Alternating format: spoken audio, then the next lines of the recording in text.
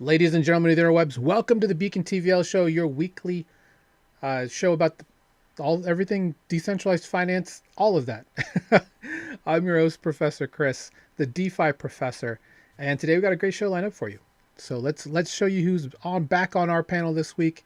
We got the man, the myth, the legend from Taoshi, soon to be called something else. uh, Devrel at Taoshi, how are you, sir? Good to see you. I'm all right, man. Always good to see you. A little bit under the weather. Well, Yeah, it's man, more just like appreciate a you. sound thing, you know? Like I feel like I could do whatever, jump a fence if I want to, but it's just the way I sound. So hopefully I'm getting over whatever. But no, I'm doing good, man. We got a bunch of snow here in North Carolina. Thanks for reaching out. We never lost any power. We were good. So it was kind of a cozy past couple weeks. And now we're chilling in the 70s. So Really? can't complain. Yeah, we're Can't chilling. complain. Yeah, Yeah, I man. haven't. I actually haven't. We haven't had any snow at all, which is kind of crazy. So, um, hold on. Let me just get this out to. And Uh, audience, if you hear me silencing myself, I will be because I will be coughing, and so I don't want you guys to hear all my grossness. so tell me a little bit about the setup because the first thing I noticed when you first started talking was Ken sounds really good. So and did you switch the cam? No, I haven't switched any of that. It's just honestly, Really? so I got my yeah. I mean, honestly, I've changed nothing, so I don't know what you're noticing on your end. I did do a little bit of research on where to place my mic so you don't get the Ah, plosives. yeah. that's a little bit of it. You got the wind. You got the windscreen on Yeah, there. I got the windscreen, but I mean, and it's funny, my wife FaceTimed me like 5 minutes before this call, before we jumped on, and it came up on here, and she was like, "Man, you sound like you're on a podcast." I'm That's what like, I do. "Yeah." Yeah. So Um, tell me about the mic. That's not an SM7B. That's a Shure SM what? this is a SM7DB, The which has the DB. built-in, yeah, it has the built-in amp, so you could just plug it in rather than needing something to power it. But Right. yeah, these are like the tried and true like podcast mic. Like my whole thing with my setup, right? Is I want my setup. I just want to use. I want pieces that just really just yeah, you can get a mic from Best Buy, and that's fine too. But you want those pieces that just really make it pop, really make it shine. And that's what I've been doing as well for quite some time. Obviously, I have Yeah, the SLR on the back. So it's not an SLR. It's technically what do they call that? What type of camera has the electronic the shutter? mirrorless. Mirrorless. Yeah. Got the mirrorless Oh, camera. nice. Got the I was using a an Elgato Wave 3 for a long time because I wanted a Uh, USB mic, right? And I wanted one that worked well for streaming because I do have a Stream Deck. I do have, a couple of Elgato products. But I ended up, I was on Sweetwater and I happened to find this dynamic mic that I don't know if everyone can see, but it's made by a company called 512, which I think it's like a more prosumer brand from, I want to say Buyer. It's either Buyer Dynamic or Audio Technica, one of the oh two. yeah, yeah, And so, it was on Sweetwater, and I like all the stuff on Sweetwater. They have good recording stuff. So I liked the way it made my voice sound. It sounded a little bit warmer than the Wave 3 for sure. So would I rather have like an SM7DB? Sure, of course. yeah, But yeah, we'll get there. But it's funny because yeah. people ask me all the time, it's like, what do you have for your setup? Because I just love the sound and everything, and it all comes down to two basic things.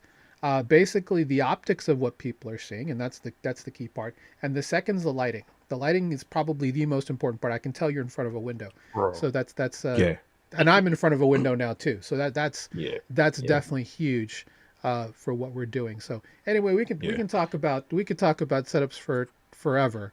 But I just wanted Don't get to me started on I know. lighting because Well, tell me a I little can bit go more. deep in the lighting. Are you relocating soon? You're gonna have a new setup soon? Yeah, we're relocating to a house. So all this is out. We're kind of like in the heart of downtown, which is a little bit noisy. You can't see out this way, but I see Okay, cars and whatnot. So we're moving to a house. I'm actually gonna have like a whole studio, love it. for filming and whatnot. Speaking of lights, I just got some more lighting equipment in yesterday. So, um, lighting is I've dialed in my lighting so much. Tried to, but yeah, we're moving to a new place, so just been a busy start of the year, end of the last year, but good things are coming. I'm excited. I love it, man. Love it for you. I mean, you work super hard. You're always hustling. You're always out there shooting B-roll, all kinds of things. And Trying, dude. this is gonna be our year, man. I keep telling people. I said that last That's year, it. but this It's is that this is time. gonna be our year for sure. Um, This is it. Also, to anybody who's going to Eat Denver, I will be there next week. I'm excited. I just saw a spreadsheet with like 6,500 different side events, which sucks. But mainly because it's just hard to get to all of them, if I'm being very honest. You know, Ken and I met at at a fairly small trade Yeah, event for yeah, Consensus back in Salt Lake City, back in 2024. So there's actually, I mean, Eat Denver is the largest ETH conference in the world. So it'll be very interesting to see everybody again. Always excited to just hang out with people and just rekindle a lot of in-person connections, because that's really the biggest part of this, right? It's cool to be on these virtual calls, but when we actually get to hang out and actually talk and stuff like that, to me it's just great. So yeah. really Eat some excited food with about the that. homies. Exactly. Have a good time with the homies. You didn't? Did you go? No, you didn't go with us that time in Utah where we had the steak. Where we went to the steakhouse. I don't know what you No, did that day, but best steak I've ever had in my whole entire really. life, bro. Okay. In Utah, yeah, You're gonna have to tell me about that offline, because I'm always about. It's not good for my gout, but I'm always about steak. yeah, steak life. Steak life, brother. All right, so looking at Coin Market Cap, so we're seeing an interesting pattern of just ranginess, right? At this point, you know, anything you can provide, Ken, with regards to signals from what you guys have there at Taoshi or Vanta, but there's a lot of just interesting signals based on a lot of repositioning, maybe repricing of a lot of assets based on a lot of the macro events, a lot of back and forth. I mean, there's a lot of things that have kind of contributed to just being in this range for this long. Yeah, it's interesting. I mean, these are kind of the ones that are even hard for our own systems because there's a lot of outside forces that are coming into play with all this stuff, the economy and all that stuff. So it's hard for a lot of systems to kind of gauge what's really going on. But yeah, it's a weird chop. I mean, me personally, I'm well, we're pretty low, but me personally, I've been doing a little bit of buying.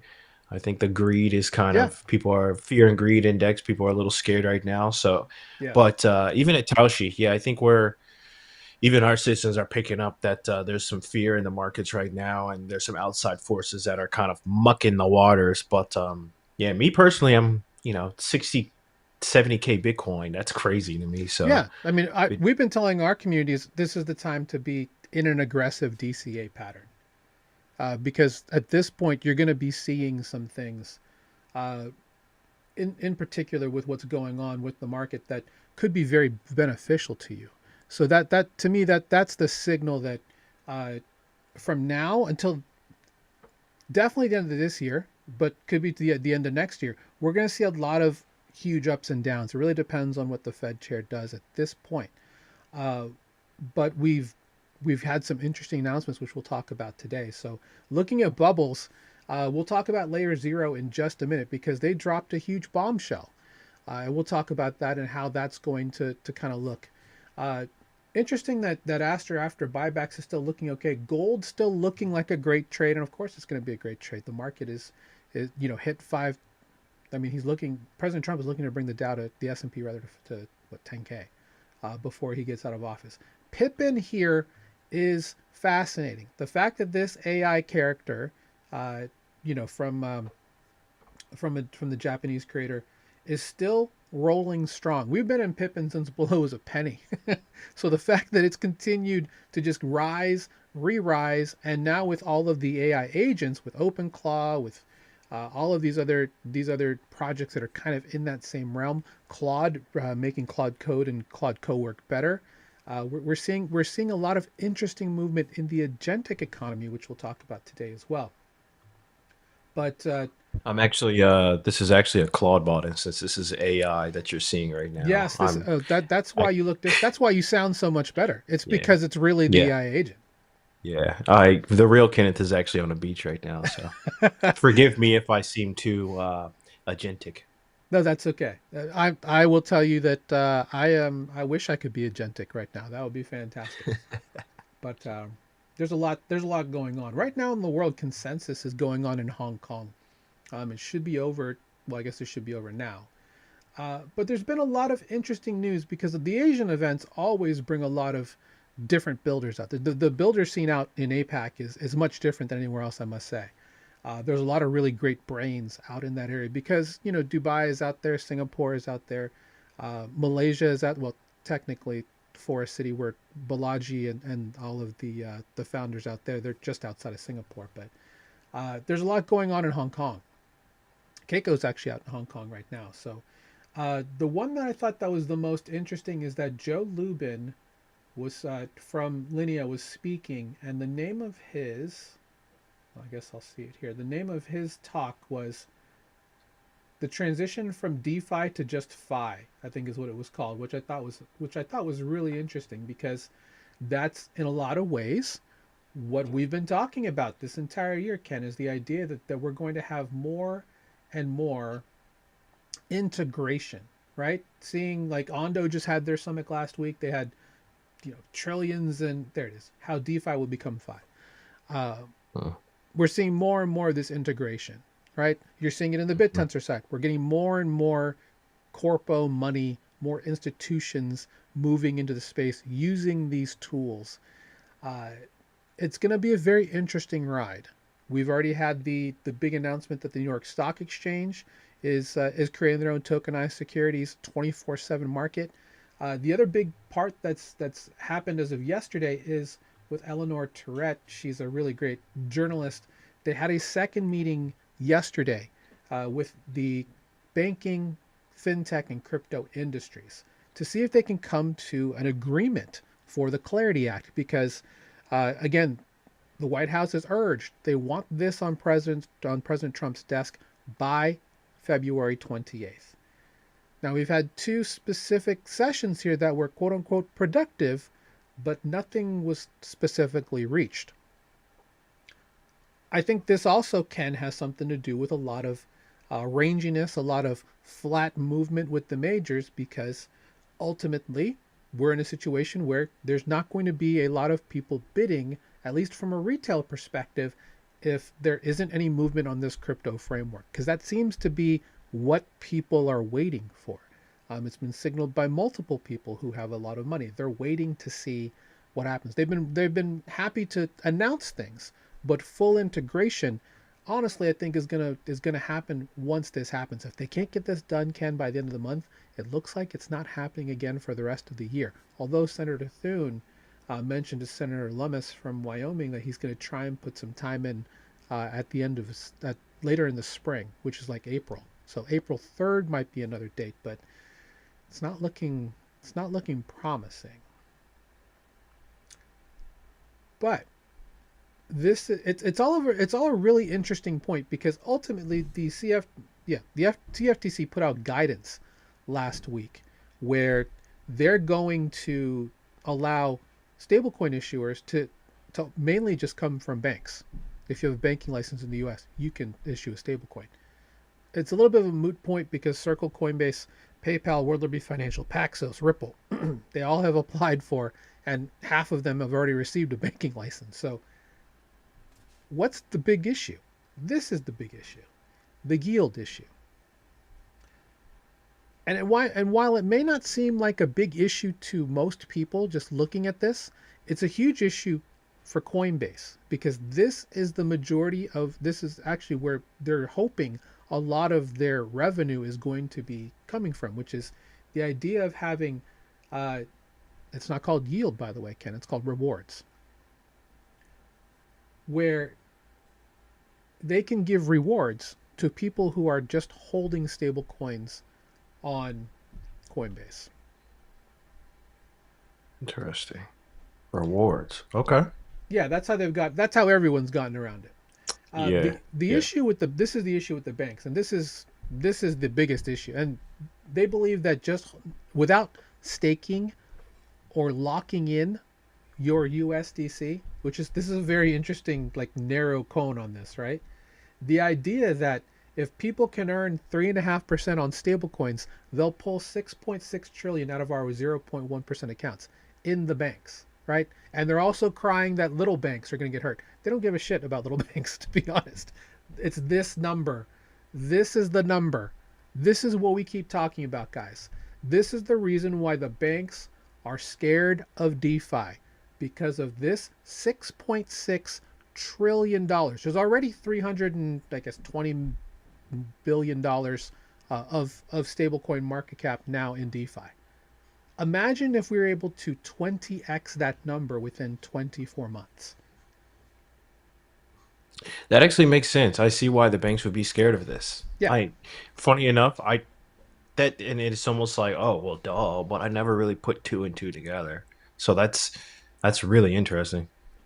yeah. This is what they're scared of. They don't want to run. They don't, Yeah. well, they're okay with the run if they also have the access on in DeFi, which they do to a degree. To a degree, they would like they would like the Clarity Act to be passed to have all of that laid out. That's the kicker. If they can't get this there, they probably won't be moving things. They're going to make life difficult Yeah. for Coinbase, and Coinbase is the largest DEX. I mean, largest CEX in now you could say in the world. I mean, them and Binance are pretty much equal on equal footing. Um, but a lot of their revenue comes from people just holding USDC. And if they're not going to make you lock it up or put it into liquidity, then they're missing out on a lot of Yeah. money, right? So Yeah. yeah, we'll see exactly how this happens. Is this going to kill the bill? No, because frankly, Tether has already said they're siding with the banks because they'd rather have any bill, whereas Coinbase doesn't want a bad bill. Uh, they might have to learn their lesson on what compromise is in bureaucracy in this country, because there's always, as you know, gridlock on just about everything. So we're going to see Mhm. more of that moving forward. It seems like the rehypothecation that the banks do, of course, they take their money, they rehypothecate it, they Yep, earn on top of that. yep, This is a threat to that because you no longer have to go through the bank. So that's super interesting. That's something I just, you know, totally and went and over my even head. more interesting is that and this they talked about this at the Undo Summit. I talked about it last week. The T+1, T+2, settlement system died on that stage. Everyone wants 24/7 markets. This is also a problem for banks because if you deposit something on Friday, you don't get to touch it until what? Well, okay, Yeah. Saturday. If you do it on Saturday, some banks will allow you to access it, but it's not going to settle until Monday, right? Yeah. That's more money for the banks to hold deposits and earn billions and billions of dollars on interest on. 24/7 markets, you can put the kibosh on that.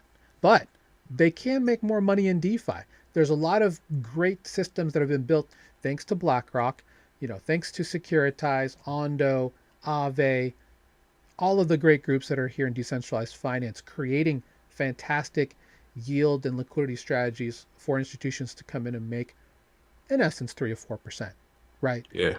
That's what they're looking at. Retail, we're looking 6 to 10, which we can easily get. Yeah. It's just a matter of how they're going to frame this for their customers, right? Because there's still this narrative that digital assets is crypto and crypto is bad, crypto is evil, crypto is a scam. They're really just trying to keep you from this because they want that money. It's very simple. Hmm. Which is so Very simple. interesting. I mean, come on. I'm putting my money in your system. You're earning off of it. I mean, and a lot of people don't know about this type of stuff, the rehypothecation and all that stuff. Exactly. I only learned about that because of crypto and all that. But if you zoom out, we're going to a system where banks, I don't know if they're not going to be obsolete, I don't think. But we're No. definitely as banks have been around for forever, but technology has advanced, we're going to a system where, it's more code, it's more electronic system, we're going to own our own stuff. Look at these agents and all that. I think we're transitioning into a new time period. There was the golden age, there was the iron age. We're moving into something now. what involvement banks will have will be interesting. But it's always interesting to see how history unfolds. Yeah, and you can even throw the president and his cabinet in there talking about how broken the current financial system is and how everything's going to be moving on chain. They're really trying to push the narrative, brother.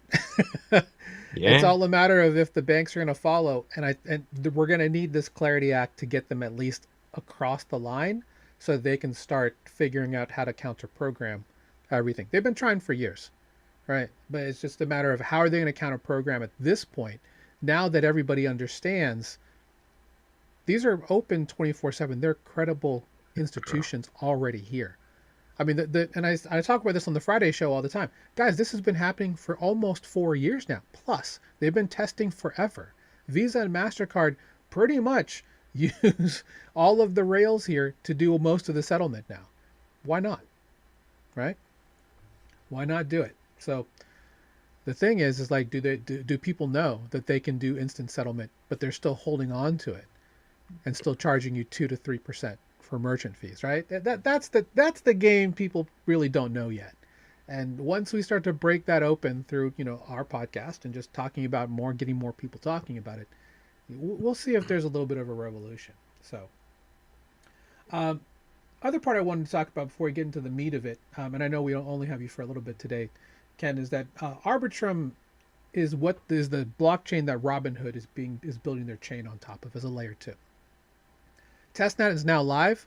Hearing this today, or yet rather last evening, this means that Robinhood chain is not coming to the public probably till second half of 2026, because they're going to be doing a testnet for at least, let's just say, at least 60 days. It's in their advantage to at least go through this as much as possible, especially because clarity is not there yet. Now, a lot of people are talking about this being like really bullish for DeFi. I've never been super bullish on this. Why? Because this is going to be a walled version of Robinhood on DeFi. This will be what we call CDeFi or centralized DeFi. They're only going to have certain protocols whitelisted to be used on this chain. Most people will not be able to use this unless they're a Robinhood customer. So, is it self custody? Yeah. interesting. Yeah. Robinhood chain. So on the Arbitrum platform, It's built on Arbitrum top of isn't Arbitrum the tech. Yeah.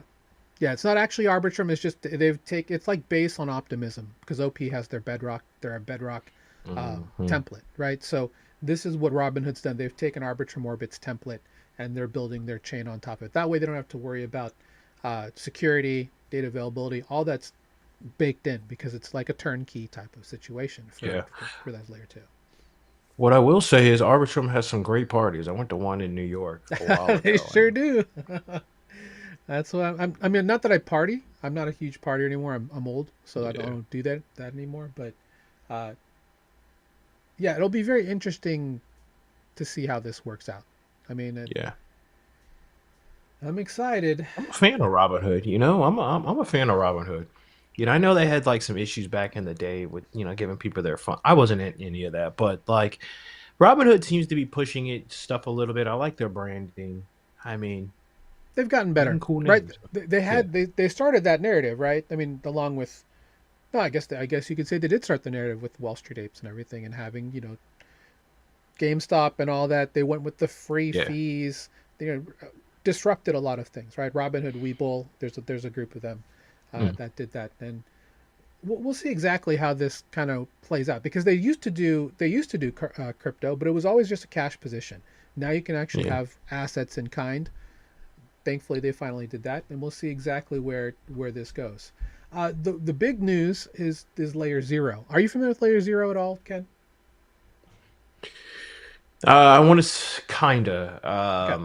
kinda. I have a buddy who made a video in Layer Zero. Oh, great video. It's just kind of like Yeah, a translation between all these blockchains. that's So all that very it is. interesting. It is Yeah. a messaging protocol, an Mm, interoperable messaging protocol. So they're able to send messages from one point to another. There is of course an integration that has to happen on all sides, but once that's done, once that's there, once you have the adapter, anyone can talk to anybody.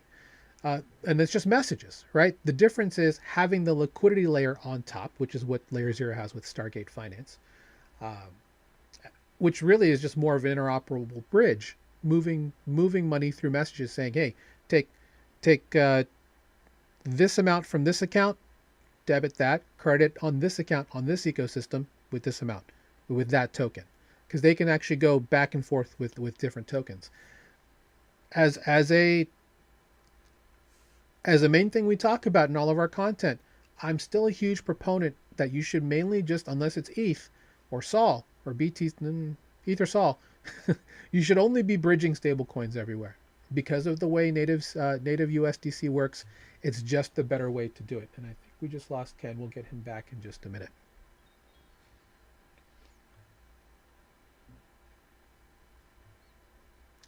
He'll be here in just a minute. There he is. I don't know what happened. I don't know what happened either. This is that weird things have happened on Ecamm, but the Yeah. quality's always been good. Yeah. But Yeah. so they've been working on something for the last 2.5 years. Shout out to Brian Pellegrino. We've had him on our content in the past. I'd like to consider him a friend of the show. Uh, but they've been very tight-lipped about this for 2.5 years. They decided to create their own blockchain called Zero. Zero has a couple of interesting things that are built inside of it. And they decided to improve on multiple problems with Ethereum. So, and really any blockchain ecosystem that's out there. But the TLDR I got out of this is they're coming after Ethereum. Well, and everybody really. This is the part that's the most interesting. They have a partnership with the Intercontinental Exchange now, ICE, not that ICE, the other ICE, the parent company of the New York Stock Exchange.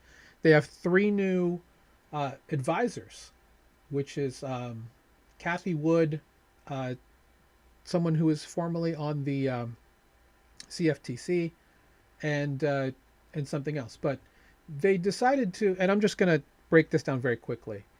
They created an unbelievably fast decentralized blockchain environment because they went after everything that was slow about other blockchains, really just Ethereum. So they did it in two specific ways that are probably to me the most interesting. The first is the storage, right, with state management. This is through their quick Merkle database QMDB. Uh, Zero knowledge proofs, and we've talked about ZK proofs. The way that it works is that I say this is a light. You're like, are you sure that's a light? I'm like, yes, it's a light. And here's a mathematical proof that I provide along with you that will prove to you, if you solve the equation, will prove the authenticity of the fact that this is a light. And we're like, okay, cool. We will accept that as, I mean, I'm not going to get all philosophical here, Ken, but trust is an interesting mechanism to Yeah, try it is. and maintain across ecosystems. Just look at people who do decentralized ID. It's ridiculous. But they found a way to do it in a clustered format that's super fast called Jolt Pro. And I guess the hope is that it's cheap, because normally when you do ZK proofs, the cost that you incur is not the gas, it's the actual compute power of proving the equation. That's what you have to pay for as a user. So they've been able to do that. The other part of that was, let me see if he has it here. Well, they have these atomicity zones. These are really just the dApps that are inside there that can actually make uh, a bunch of requests, right? On the blockchain side, the reason why this is important for the FAFO, which does not mean what you think it is, uh, or the QMDB, is that if I go to become a validator on Ethereum right now, right, because it's proof of stake, you stake, and then you're part of the consensus that helps verify a transaction, you have to be able to replicate the system. Like even on a smaller chain, let's just say, for example, Polygon. If I were to do layer 2 Polygon and be a validator there, I can create by the compute power to become a validator. I have to actually sync up with the entire blockchain, and it is like a 24-hour affair.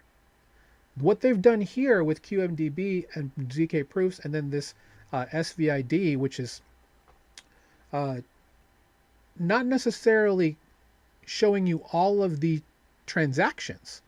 It's just the zero knowledge proofs.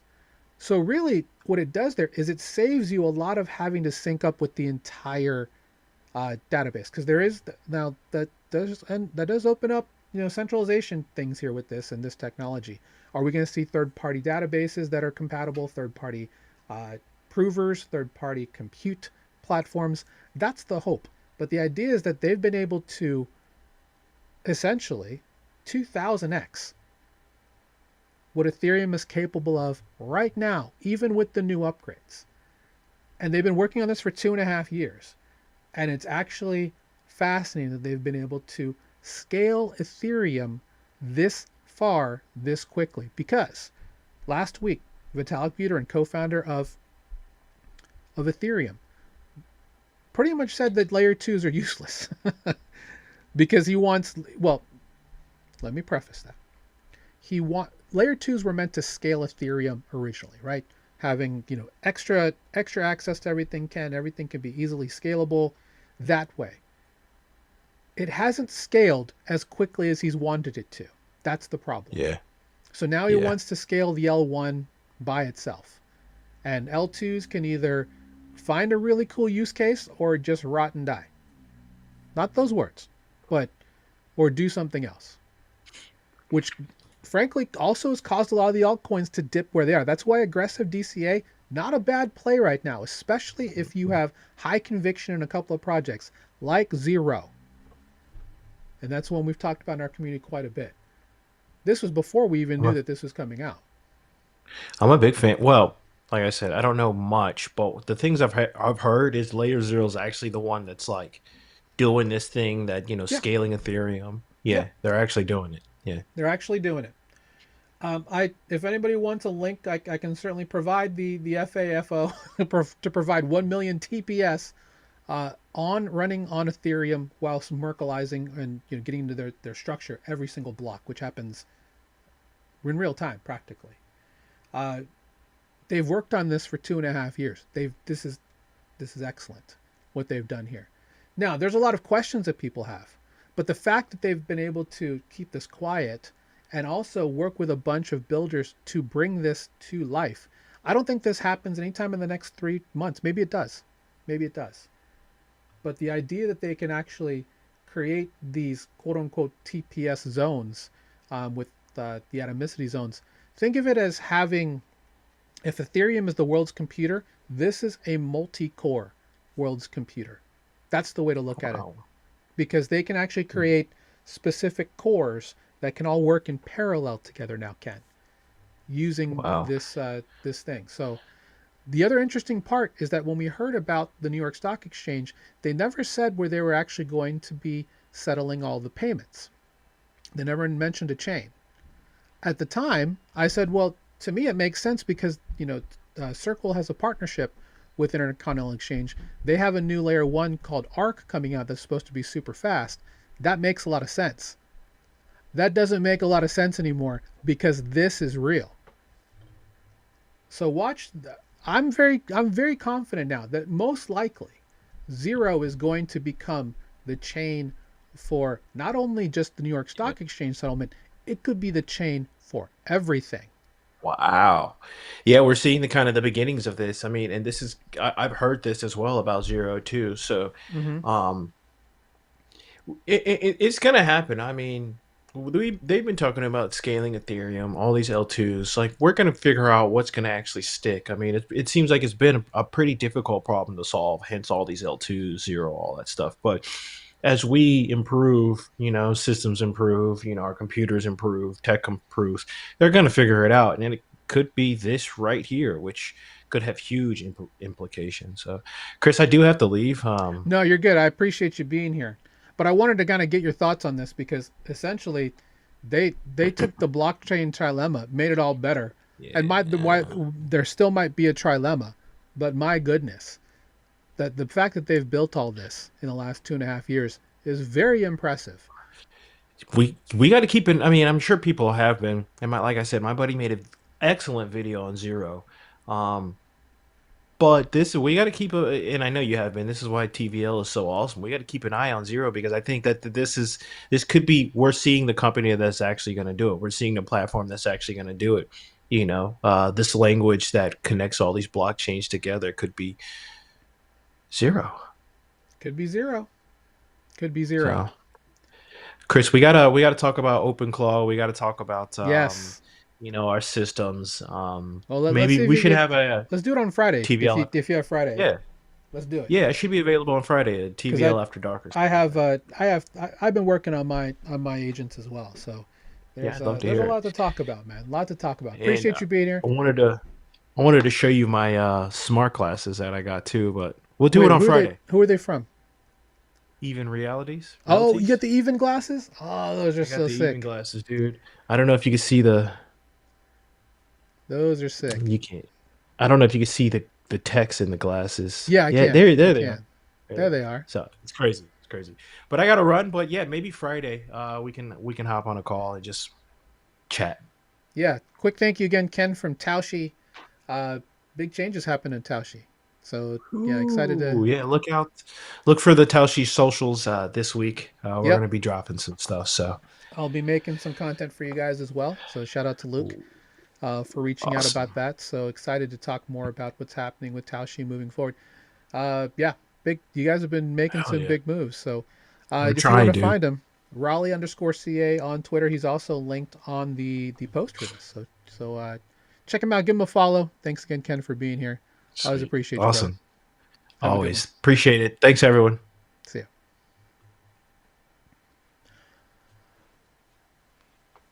So let's get back into the news. There's a lot more to talk about, and I just wanted to get his thoughts on this, just because I know that Ken's very interested in infrastructure, and ultimately, this is huge for infrastructure.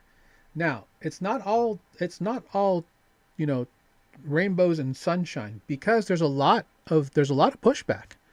Uh,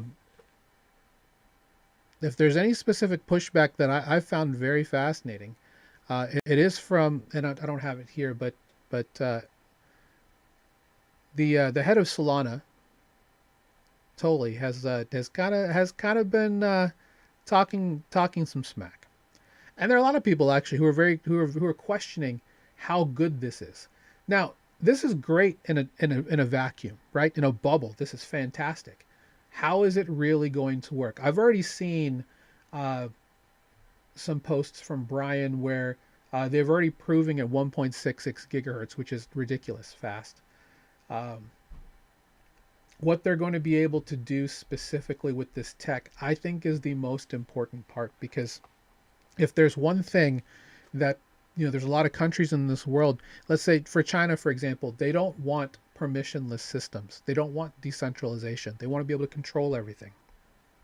That is the whole purpose of why this tech is extremely important, because we're looking at censorship resistant, not only just smart contracts where smart contracts are law, but this is an orchestration at this point of three things that have been fairly slow to scale, right? In terms of speed of validation, the validation methods that are there, and there are some great ones out there. Shout out to the Supra team. There's uh, they've got a really awesome way to do validation. The difference between Supra and Layer Zero, frankly, is relationships. Layer Zero is at the center of Ethereum, and they have been for since 2022, I would say, when they first came out with Layer Zero. As a whole, coming out with that and just really just showing the hand of what they're going to be able to do. They've got so much money and liquidity now across multiple ecosystems. You can easily move between practically any ecosystem that's available in DeFi using Layer Zero, whether it's through omni fungible tokens, through the liquidity bridges that are available, through Stargate, through EVM, through not Cosmos, through Solana, and a couple other fringe blockchains that are out there. Layer Zero as an interoperability hub has been fantastic. You cannot deny that. They are the, yeah, I mean, they've built an amazing ecosystem here. So the fact that they're going for everybody with this chain, at this point, it's about who's going to use it. And I think it's Hasib from Dragonfly. He said that, if this really does work and they can get NYSE, Canton Network, something we've been very bullish about, is not needed anymore. I'm not gonna say it's not needed, but this architecture is unbelievable. Very impressed with what Brian and team have been able to just literally lock themselves up for 2 years and try and build. So congrats to them. Hopefully I can. Hopefully Brian will be at Denver. If he is, I definitely want to, you know, show up and catch up because it's been a minute. But from an education standpoint, guys, this is the ultimate upgrade to DeFi infrastructure that, frankly, is going to be needed. Now, as a user, this will be abstracted away from you moving forward. You're never going to know how this all works, but the fact that it can work and it's 2,000 times faster, don't quote me on that, but that's what I keep seeing, than what's out there now, and it uses zero knowledge proofs, and so you have the instant settlement along with just fast consensus validation. Hopefully, this also means and the part that I'm still worried about is really how, with regards to how much is it going to cost to be a part of this system. So if you get a bunch of big companies with infrastructure running to become validators in this system, that's a good sign because it's not cheap to be a Solana validator anymore. Uh,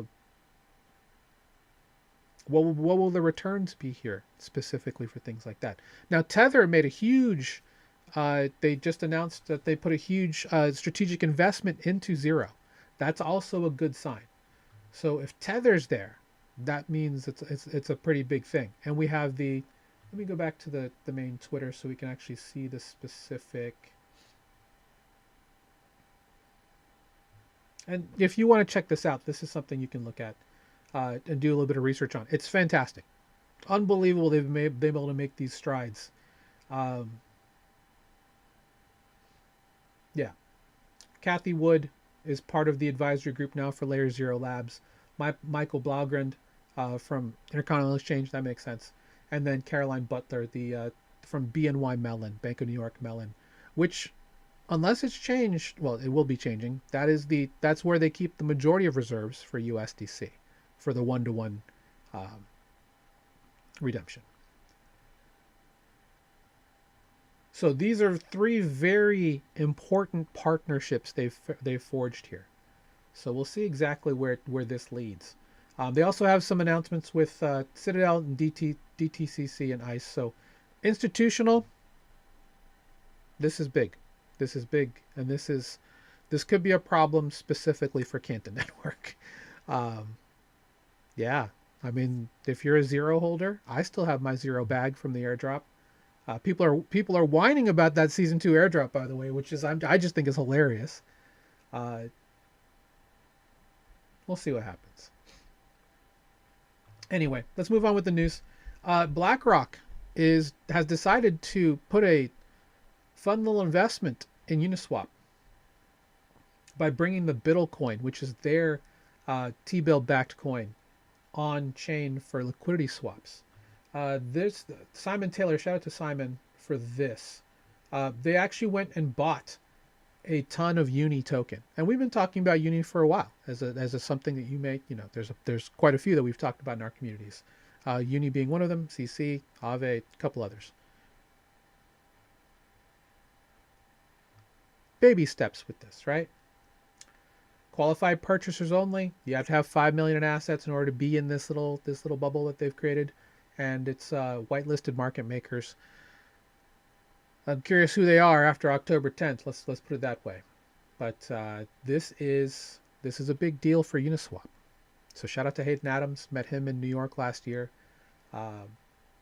Thanked him personally. I said if it wasn't for Uniswap v3, Beacon would not be in business, because, to be frank, a lot of what we teach is about profiting off of the behavior of other investors, and concentrated liquidity. Uniswap v3 is a huge part of that.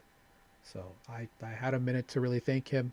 He was very kind to me. He's like, honestly, you're doing the hardest part here in the system by trying to be an educator, helping onboard people into the space. So thank you. So I took that to heart.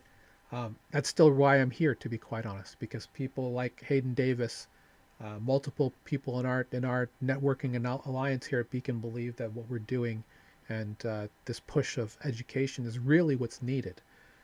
Speaking of that, Jimmy Donaldson, Mr. Beast, announced that they are acquiring the financial services app Step. As you can see, I did talk to them. I've tried to talk to him and his CEO of Beast Industries, Jeff Housebolt, quite a few times uh, about this, because ultimately, what they're looking to do with Beast Financial, we talked about this like 3 weeks ago, is that they're looking to help improve financial literacy for young people, which I think is fantastic. This is something that we need, right? While a lot of what we do at Beacon has been aimed at an older audience, the majority of people in our group are actually older because, a lot of people who are either high net worth or own multiple businesses, they're a little bit older and they're looking for assistance to really understand how to navigate in DeFi, how to find fantastic returns. Now, Mr. Beast with Step may be doing this with Beast Financial, going to just acqui-hire his way to a huge platform where they can actually go and really just get to younger people. I think Step is specifically a Gen Z app. Yep, how Gen Z does money. So send and receive dollars, 5 million plus users. It'll be very interesting to see how they're going to put this in with digital assets. Because, and we talked about this 3 weeks ago, Tom Lee, the CEO and chairman of BMNR, the Bitmine Immersion, the ETH DATCO. He gave them $200 million.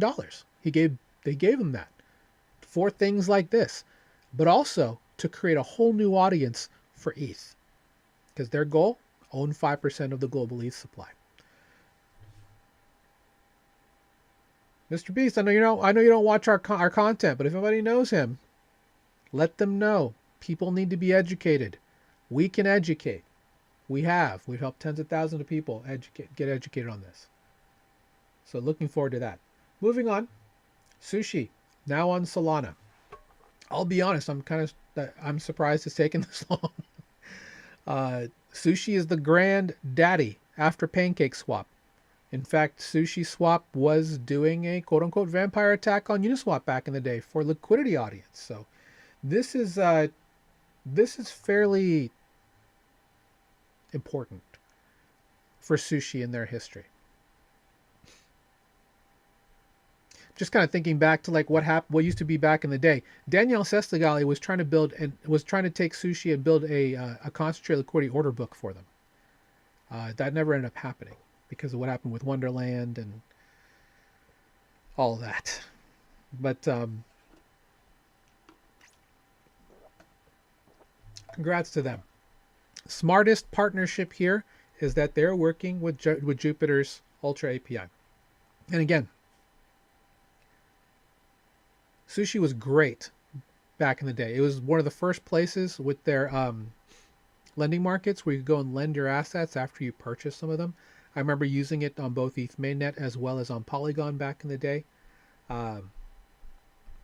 It became one of the first dApps, decentralized apps, to have cross-chain swapping thanks to a partnership with Layer Zero. That was the best way to move money around, in my opinion, because you had older bridges like multi-chain, which used to be called AnySwap, then multi-chain. You had other bridges where you had mint, lock, and release, where if something happened, then the assets you had were no longer backed. This fixed a lot of that because cross-chain swapping, there's already pools on both ecosystems. It's just literally debit and credit, one to the other, in terms of liquidity. So definitely mitigates that. Sushi was one of those there. So now you have the ability to have pure Solana trading on Sushi. Now I knew this was coming once the tech was out there, specifically with the bridge for Base and Solana. Now Jupiter building JupNet, which will be for the most part chain agnostic moving forward. Once they roll it out, I think Q3 this year, I think is when they mentioned. Does this change anything for Solana users? No. Honestly, no. But are we going to start seeing cross chain LPs soon, or at least LPs on Sushi on Solana? Yeah, I think that's going to happen. Uh, Sushi's been doing really well, in my personal opinion, because one of our favorite chains, Katana, which is the layer 2 zero knowledge proof based, from Polygon and GSR, a major market maker, it's a very fun experiment. One DEX, which is Sushi, one market maker, or one money market, which is Morpho, and building everything around that. So, um, curious to see how this moves and where this goes. But yeah, big milestone for Sushi. Still relevant, still a place to go. Are they the best place to do cross chain bridging? No, because that's Jumper's crown, because they do aggregation, right? They will aggregate Sushi. They'll aggregate layer 0. So that's why we recommend Jumper over everything. But this is big news. And again, the evolution of Solana from just a, let's be honest, NFT casino meme coin chain to a full DeFi powerhouse, thanks to Jupiter, thanks to Meteora, thanks to we'll even say Magic Eden, MoonPay, Phantom, all of these groups coming together to bring good DeFi services down into Solana has been huge for them. Now look at Solana. They've got a Kalshi partnership. They've got RWAs thanks to Ondo. Institutions are coming to Solana.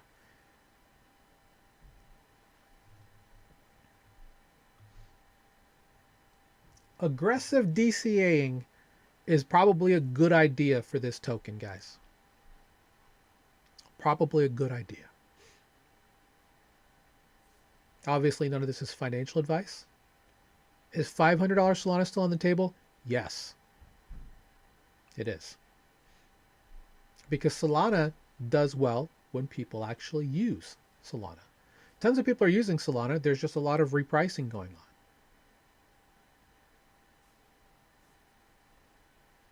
You can't deny all the great things that are happening on Solana. As long as Solana is being used, the value of Solana increases. If you're a Backpack user, Backpack, one of the available wallets that are available for Phantom, not Phantom, for Solana, as well as a DEX, thanks to them buying I think was it the European branch of FTX is what they acquired. Shout out to Armani Ferrante and crew there. Uh, they have a TGE coming for their Backpack token. I don't know what it's going to be called, but uh, if you have a Mad Lads, which all right, fine, I'll tell the story.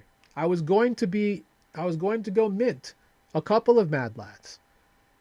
However, I had to bridge money, and frankly I should have just gone to Coinbase and brought it back down.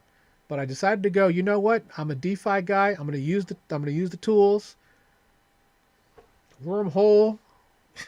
I was like, you know what? I'll use Wormhole. I think I used. I forgot. I don't know if I used Mayan or if I used Allbridge. Either way, also use the same thing where I am all about doing stablecoins, and it took 14 hours, and I missed the mint.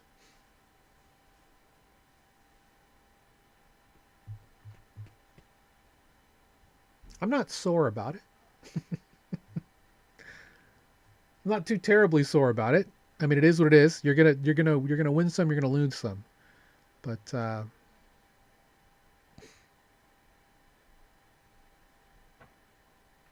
it is just one of those things that's just going to happen at some point. But if you are a Backpack user, I do use Backpack for quite a few things. You have your access to 25% of the tokens that are coming out before their token generation event. This is again before their IPO as well. So we'll see exactly how this moves. I'll be very curious to see the utility of this. I guess they're doing the corporate treasury will be a strategic DATCO, or just a digital asset treasury of their token moving forward, which is fine. And there is actual utility here, because they are a they're an exchange as well.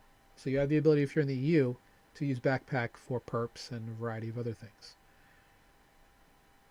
But yeah, if you're a Backpack holder, if you're a Mad Lads holder, what is the floor on? You know what? I want to know. What is the floor? Let's go Tensor. Sorry, Magic Eden.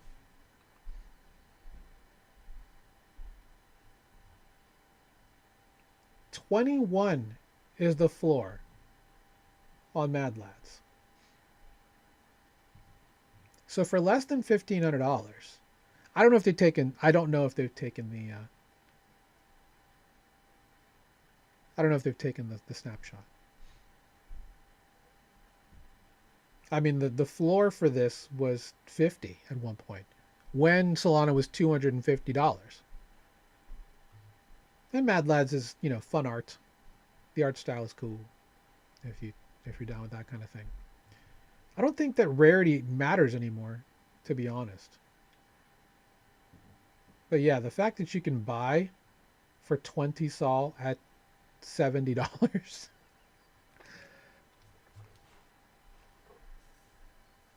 All right.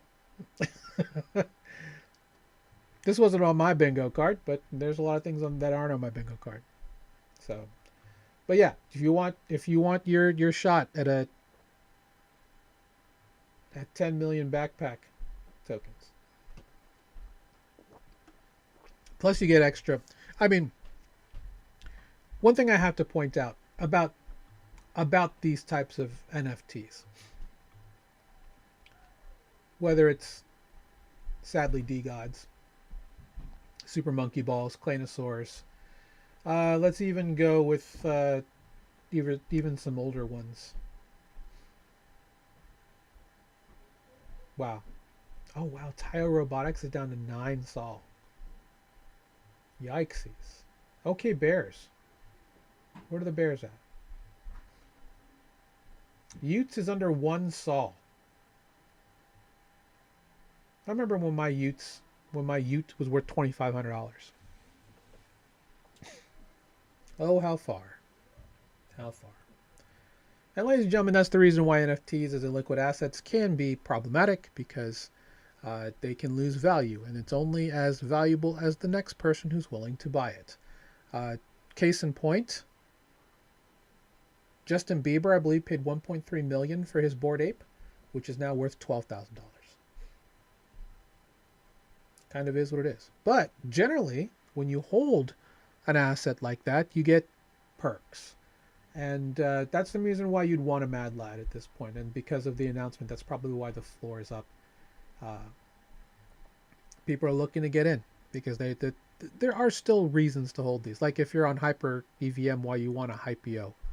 Uh, there are perks that come with holding these NFTs.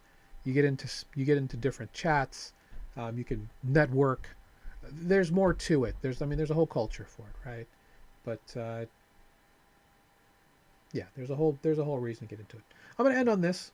Tether has now the Tether USDT.directory, where you can discover where you can use USDT. This is good to see because for a long time USDT was fairly closed off. Uh, we've always talked about their high profitability, making multiple billions of dollars every quarter, with less than 30 employees. They just announced they're signaling they're actually hiring, where they're going to be getting, I think, almost 100 new employees. So that'll be interesting to see how that changes Tether. But you have this ability to check out the tooling, gaming, all things that you can use with USDT, or rather USDT 0 in most cases, which is the omni-chain version. So we'll see. But yeah, that's basically all that I really had today. Hopefully you found some value in this. We do this show every Wednesday. Please do check out the mothership. This is Beacon DeFi's Total Value Locked group. This is our free group. If you want one-on-one mentoring, if you'd like to learn more about all of our content, we do have that. with our Beacon Mastermind. So shout out to our Beacon Mastermind members, our Beacon Mastermind founding members. Thank you so much for helping what we do here be possible. We love you guys.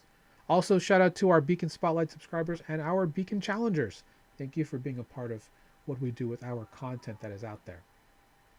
I'm excited to see some people at Eat Denver next week as well. So, if you want to check out the, where's my scenes? Oh, scenes. Sorry, guys. I normally have this all dialed in, but just want to make sure I get. There we go. Come on up. School.com/beacon. And you too can join the group. Join the many, many, many people. We actually launched TVL 2 years ago. About 30 days after Eat Denver. No, actually 3 weeks after Eat Denver. So excited to still, to still be providing tons of value for all these people. And oops, stop. Ay, ay, ay. Let me put that, that's where it needs to be, right there. You come down there. School.com/beacon. Again, Eat Denver is next week. We won't be having the show next week. I don't think we're having any calls next week, actually, because of Eat Denver. I'm just going to be super busy out there networking. Obviously always trying to meet more blockchains. I'm looking to do a lot more content this year, actually. So I'm bringing the setup, guys. I'm going to be interviewing a ton of people where I can, and hopefully in a situation where I can make some really good vlog content, interview some people. I'm going to be interviewed at Media Day. Shout out to Rachel On-Chain with On-Chain Media Group. I'll be interviewed there and working with quite a few content creators while I'm out in Denver next week. So if you're going to be out there, let me know. Happy to meet up, talk, shoot the breeze, as they say. Maybe we'll get some coffee, something to eat, that type of thing. Again, we do this show every Wednesday at 1 p.m. Eastern. We've been doing this show every Wednesday at 1 p.m. since December of 2021. You can check us out. We were talking to Ken about it. He may come on Friday, so we talk about AI agents to a degree, and setting up OpenClaw or stuff like that. That'll be for Beat the Banks, which is our community training we do every Friday, 3 p.m. Eastern, here on these same social channels. Check that out. We've been doing that show since January of 2022. So we've been out here a long time educating people. If you know anybody who's crypto curious, wants to learn more, please reach out. Happy to oblige. I mentioned I'm working on some ebooks for people who are very early in their journey. That is still being worked on. I'm just putting the finishing touches on a couple of the illustrations. Just making sure that it's good value. It'll be available through my personal store. So with that said, take care, everybody. 07, we'll see you next week for another. Actually, we won't see you next week. I'll put out some content. It just won't be this show because I'll be in the air when that happens. So we'll talk again soon. Take care, as we say here. Beacons up, banks down. Have a great day, everybody. Take care.